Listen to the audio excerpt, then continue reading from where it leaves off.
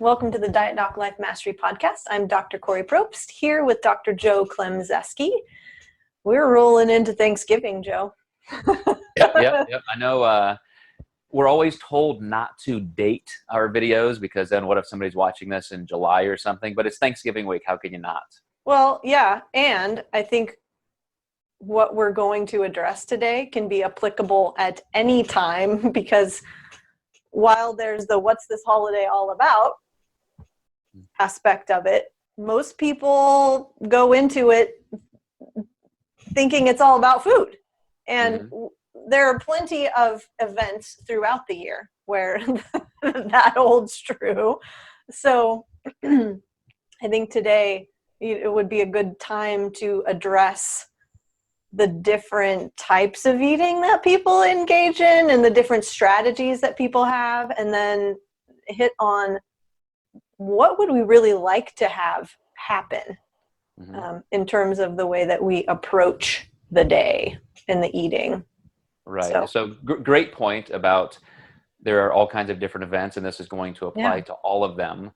And the one thing that I see already in media regarding Thanksgiving is everybody talking about how they're going to approach it, what strategy. So I thought we could science the shit out of this, and we're going to discuss what happens metabolically through these different approaches. And I know there's kind of a common one I think a lot of people lean toward because they're full of good intentions. And so they think, okay, what I'm going to do is I'm going to like fast all week long, or I'll at least, fast during the mornings. There are all kinds of turkey trots, so to speak. The 5Ks.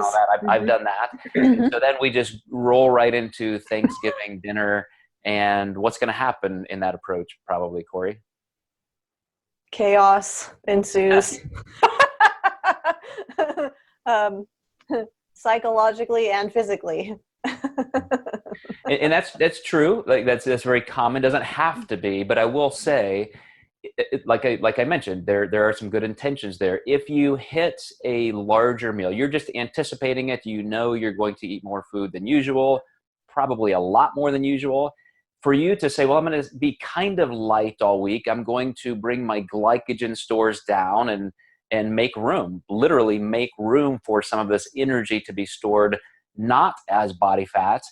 But we know that in one meal, even a moderate meal, you will start converting some of that to body fat. So no matter how long you suffer, so to speak, leading up to Thanksgiving, just fasting and preparing, if you're gluttonous during the day, you're still going to convert a lot of that to body fat. So what I would say is that this particular approach, the science is it's not a bad idea to be somewhat depleted. You could probably accomplish that by not eating that much the morning of. And as I said, with the 5Ks or even just a workout, get a really good workout. That's going to be extremely helpful. But to try and prepare for that all week long and reduce calories, I think you're going to set yourself up potentially for some kind of binging episode. And as you said, Kori, just going a little bit crazy. Yeah. And I just keep thinking, Joe, what a great way to put yourself in the position of creating a pretty harmful habit to get into.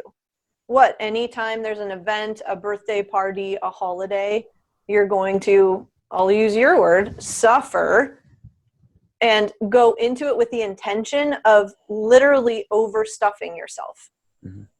I tend to look at things from the perspective of everything has the potential to become a habit because that's how we are as humans.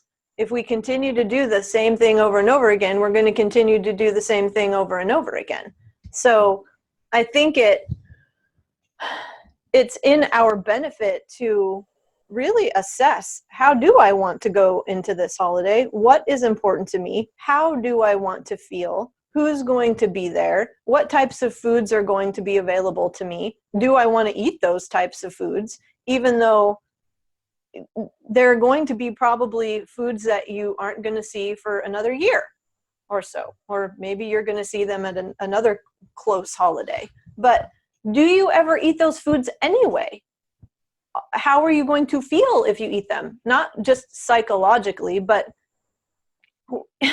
food has such a powerful impact on our moods and on our digestive systems. And so the first thing I would say is ask yourself the question, how do I want to feel when this holiday is over? Mm-hmm.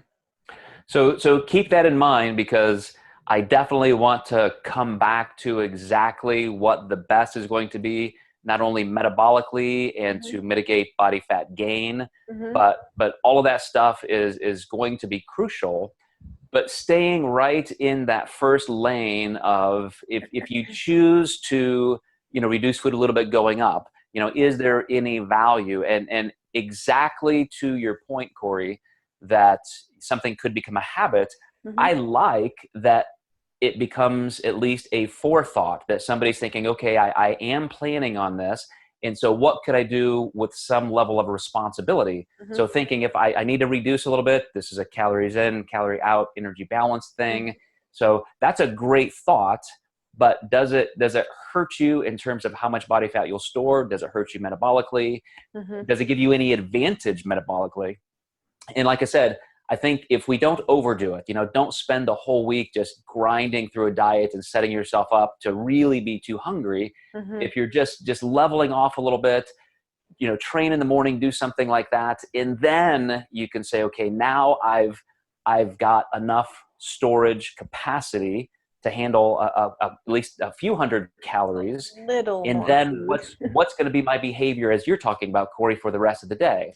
But the second thing, before we get into those behavioral components, are a lot of people then, regardless of what they did prior to the holiday or the event, then after the mayhem is over, then they feel horrible, and now they're going to start fasting, reducing carbs, doing tons of Right. cardio, that kind of thing. And so again, there's a certain level of responsibility, but that in itself, in kind of an acute environment, I'm not really worried about changes to metabolism. It's just too short of a time. Mm-hmm. But let's say you're going to eat 3,000 extra calories over the holiday that you would not normally eat.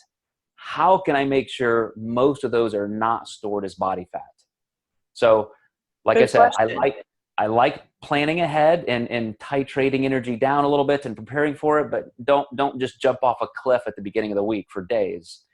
Secondly, for those people who are trying to mitigate it on the back end, realize that, like you said, Kori, if this becomes a habit of kind of binging and then functionally Restricting. purging, you're Yeah. physically going to just drive, carbohydrates or glucose super low, glycogen super low, and then you're probably going to be really hungry again.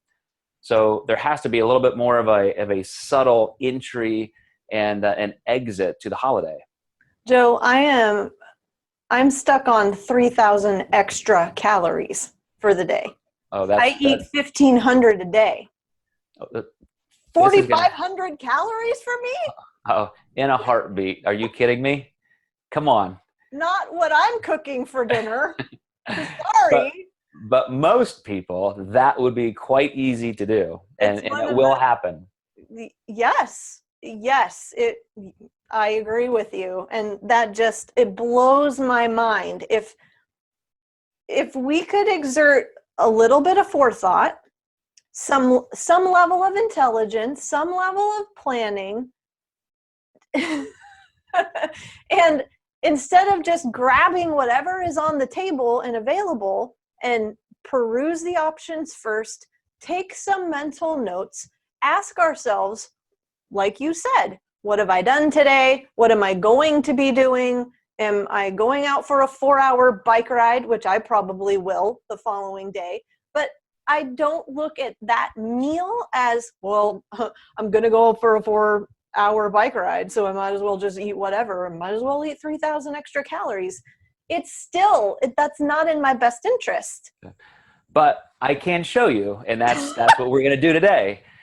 I can show you that even an extra 3,000 calories over the course of one day, you could either store almost all of that as new body fat, or you could potentially store very little of it as new body fat.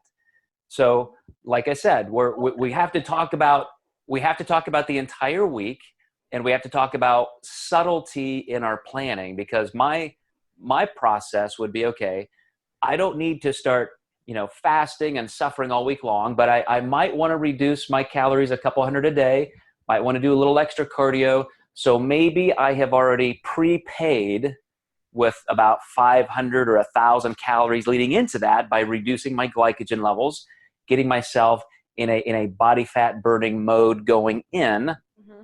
Then the morning of the event, I'm definitely going to go do one of those runs or have a workout. Mm-hmm. Then we're in Kori's territory. So now, am I just going to start grabbing just gross instant mashed potatoes and disgusting package made gravy, or am I going to save it for the really good stuff? And am I going to be somewhat picky about what I choose? I'm going to be selective. Yes. I'm going to say, okay, I don't even like that. That's just gross, cheap stuff. Here's the good stuff.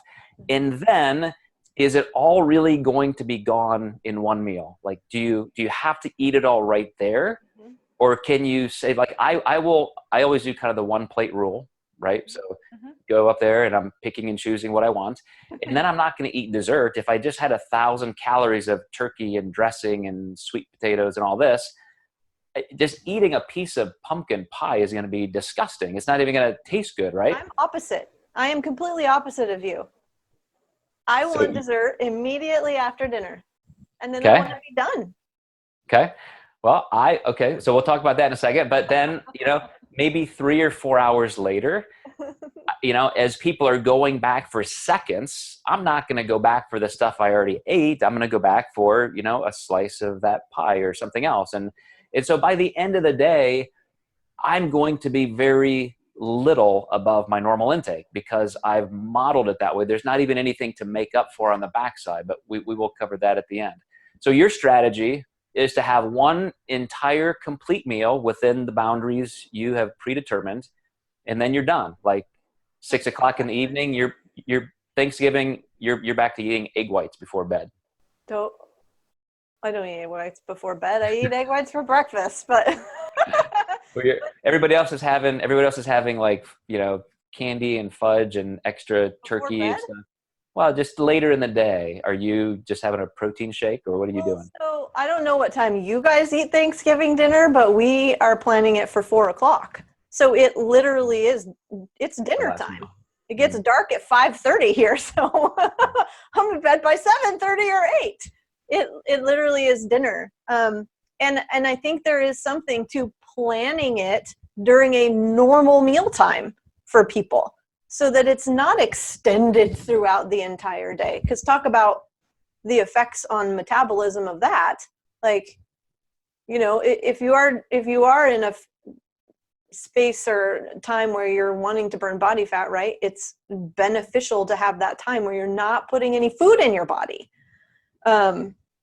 But I also, I really value sleep. So I don't want to go to bed with this massive bolus of food in my stomach and lay there just sweating all night long. I genuinely want to feel good. So I don't know I've never thought about it as being a strategy. It's just really a preference. I like to have dessert immediately after dinner, and then kitchen's closed. I just feel better doing it that way. It's kind of like there's closure to it. And I think that is perfect for those who eat in the evening. It definitely encapsulates it into one meal. We typically do eat like at noon. I think that's a little bit more common, or maybe it's 50-50, I don't know. Mm-hmm. But that does leave the opportunity open for people to just continue scrounging all day long, waking up from naps between football games and all of that. Right. So I do think, of course, anybody who's trying to practice moderation and wants to get a handle on this, you're not missing anything to say, look, while everybody else is being gluttonous over Thanksgiving, I don't have to. I can stay within my macronutrient goals. I can totally fit that in and be fine. That is an option. You don't have to do that. But For those of you who do want to indulge a little bit, maybe you're including some kind of a higher calorie day, however you want to describe that. Mm-hmm. There is a way that you can absolutely plan for this, mitigate every bit of potential damage there is for a 2 or 3 day window, and exit Thanksgiving just fine. So like I said, if you planned ahead just to make that a little bit of an edgier calorie burning week leading up, you're doing something active before, then enjoy the heck out of your day. Just, enjoy it. But within those reasonable levels that Kori is describing. And then of course, on the backside, I would hate for somebody to think, okay, now the next day I've got to go, do 4 hours of cardio. No, just get right back on your normal plan. If you feel like you've got some extra energy now from that newly stored food, of course, have some great workouts, extend them by a little bit of time or intensity, and you'll be fine. But within 1 week, you can easily be back where you were without really having to do that much different. That's a real key. And that's another piece of the potential cycle that people can get into, is overeating and then needing to punish themselves for the dietary discretions that they've made. And I think that we can really mitigate that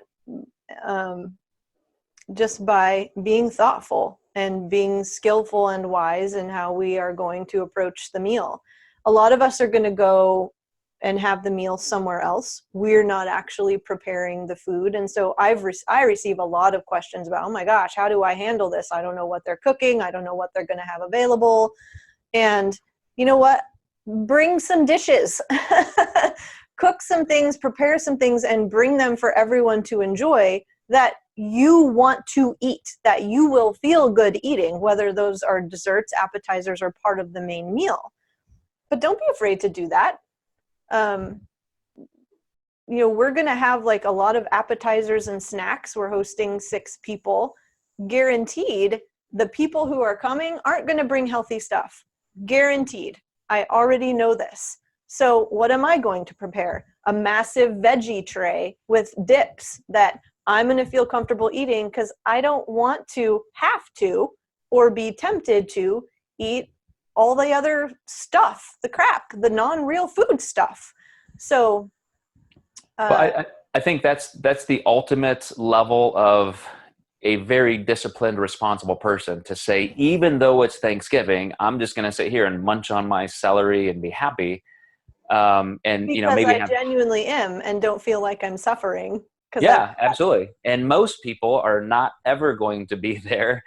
And so what I want to do is kind of fill in that middle gap. We don't want you to just go it slogging through a holiday feeling uncontrolled and like you're just, you have no choice but to eat all this horrible stuff. Mm-hmm. Plan ahead. But then in that middle zone, if for those of you who are interested, you could literally create a spreadsheet of, energy balance for the week, and target exactly where you're going to be, quote, paying for these extra calories in a moderate, healthy, planned way. Yeah. And even during the day, Kori, like I'm saying, if I have done a really good training session, haven't eaten now for 2 or 3 hours, then I have a pretty solid large meal. My body is going to use a large part of that. Then how many hours do I have to go before my stomach's empty, blood sugar's back down, and I'm not at risk of just storing new body fat again if I have a second meal of what size, what macronutrient ratio? I mean, again, biological math is there. It's a hard science. So you could do that math and enjoy a lot more food. I mean, really indulge in the celebration. And, celery and broccoli is going to be there tomorrow. You can always take that attitude, that why would I want to sit in a corner if I really don't enjoy it, like Kori. I love that. I want stuffing, and I want pumpkin pie and pecan pie and all that stuff. It's just how much, and then how did I manage my entire week to get there? I'm going to go sit in my corner and chew on my broccoli. I'm done. I hate broccoli anyways, but... You mean the corner saying, I hate my life. that's how so many people though would perceive that, like going into this holiday. It's, you know, how many holidays like this are there where you see family and everybody is bringing their favorite dishes, and so wants you to try this and this. So I'm totally not dissing your plan, Kori. I'm You just saying that Thanksgiving at my house. you are in such a vast minority that we can use you for inspiration. We can say, okay, you know, what would Kori do here? I'm gonna channel my inner Kori a little bit, but I gotta make room for some of that other stuff. So what I'm gonna do, Joe, is I'm gonna take pictures of everyone's meals at my house, because Oh, good idea.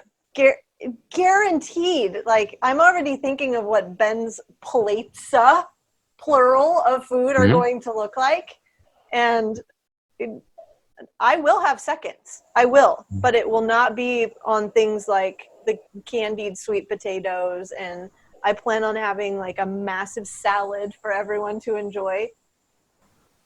Secret, I'm going to enjoy it. Hardly anyone is going to get salad or steamed broccoli on their plates. But I do. I think that would be really interesting. Is I'm going to create a photo collage of everyone's plates just to show the individual differences of how people approach the holiday. And I don't think a lot of people go into it with any thought. It's Thanksgiving. I'm going to eat a crap ton of food. That is my perception of how the majority of people move into it. Although I say that, and if we know that anywhere between 40 to 60 people are on a diet at any one time, that's probably not true. But because they're dieting, they probably are going to end up gorging. So let's do a part 2. Let's dig into some actual options. Like, let's break down the calorie and macro content of certain dishes, and we'll go through a strategy. So today was all kind of the macro level strategy, macro meaning big picture view. And then, you know, tomorrow we can go through the macro as in actual food level, and talk about how you can create that strategy to do exactly what I'm saying. Look at your body as biological math, fat storage, and let's see how we can make sure that you enjoy what you want and still come out unscathed. Beautiful. Gonna do it? Yeah. All right. All right, guys. So we'll see you again tomorrow for part 2, and we're gonna ramp right up into Thanksgiving and have an awesome time celebrating with you guys. Awesome. Thanks, Joe.